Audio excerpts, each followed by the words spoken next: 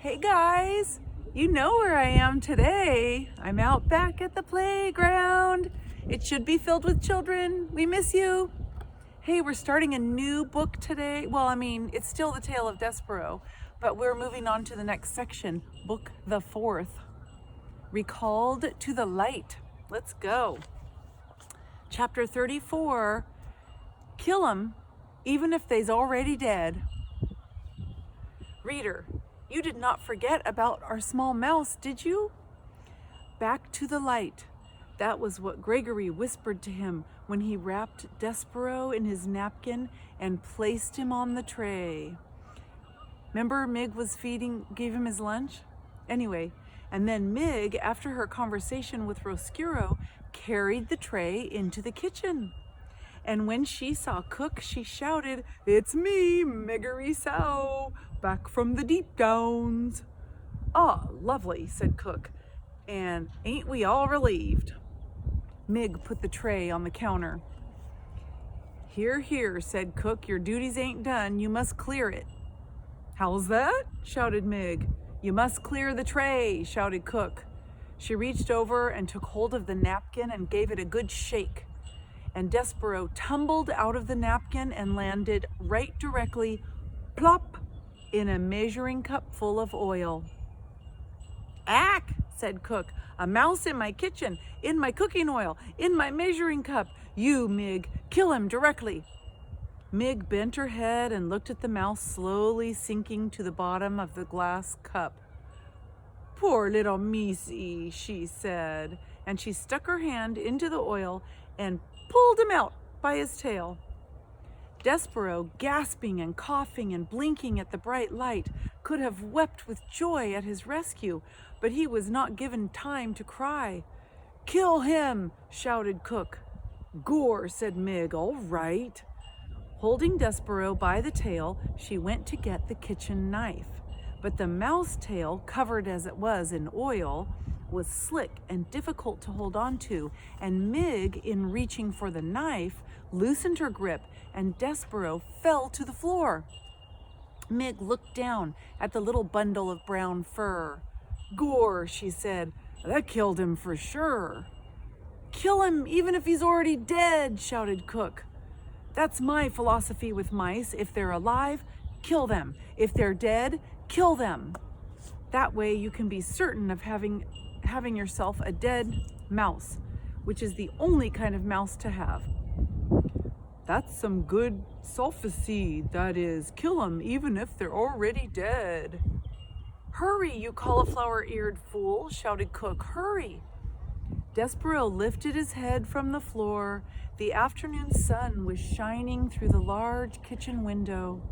He had time to think how miraculous the light was, and then it disappeared, and Mig's face loomed into view. She studied him, breathing through her mouth. "Little Missy," she said, "ain't you going to skedaddle?" Despereaux looked for a long moment into Mig's small, concerned eyes, and then there came a blinding flash and the sound of metal through air as Mig brought the kitchen knife down, down, down. Despereaux felt very intense pain in his hindquarters. He leapt up and into action. Reader, he scurried. He scurried like a professional mouse. He zigged to the left. He zagged to the right. "Gore," shouted Mig. "Missed him." "Ain't that a surprise," said Cook, just as Despereaux scurried under a crack in the pantry door. "I got the little Missy's tail, though," said Mig. She bent over and picked up Despereaux's tail and held it up, proudly displaying it to Cook. "So," shouted Cook, "what good will that do us when the rest of him has disappeared into the pantry?" "I don't know," said Mig, and she braced herself as Cook advanced upon her, intending to give her a good clout to the ear. "I don't know." "See, look, here's Gore," shouted Mig. "Missed him. There's the knife coming down, and little Despereaux being separated from his tail." New chapter. Chapter 35, The Knight in Shining Armor. Despereaux was pondering the reverse of that question. He was wondering not what he would do with his tail, but what he would do without it. He was sitting on a bag of flour high atop a shelf in the pantry, crying for what he had lost. The pain in his hindquarters was intense, and he wept because of it. But he also cried because he was happy. He was out of the dungeon. He had been recalled to life. His rescue had happened just in time for him to save the Princess P from the terrible fate that the rat had planned for her.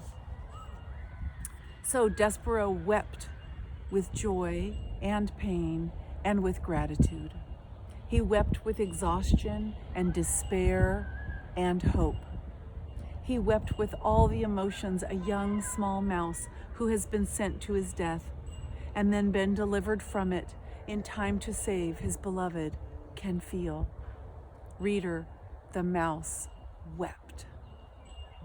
And then he lay down on the sack of flour and slept. Outside the castle, the sun set and the stars came out one by one. And then they disappeared and gave way to the rising sun, and still Despereaux slept.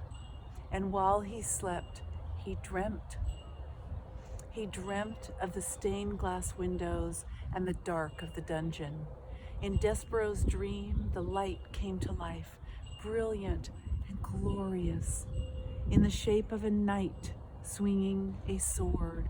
The knight fought the darkness. And the dark took many shapes. First, the dark was his mother, uttering phrases in French. And then the dark became his father, beating the drum. The dark was Furlough, wearing a black hood and shaking his head, no. And the dark became a huge rat, smiling a smile that was evil and sharp. The dark, Despereaux cried, turning his head to the left. The light, he murmured, turning his head to the right.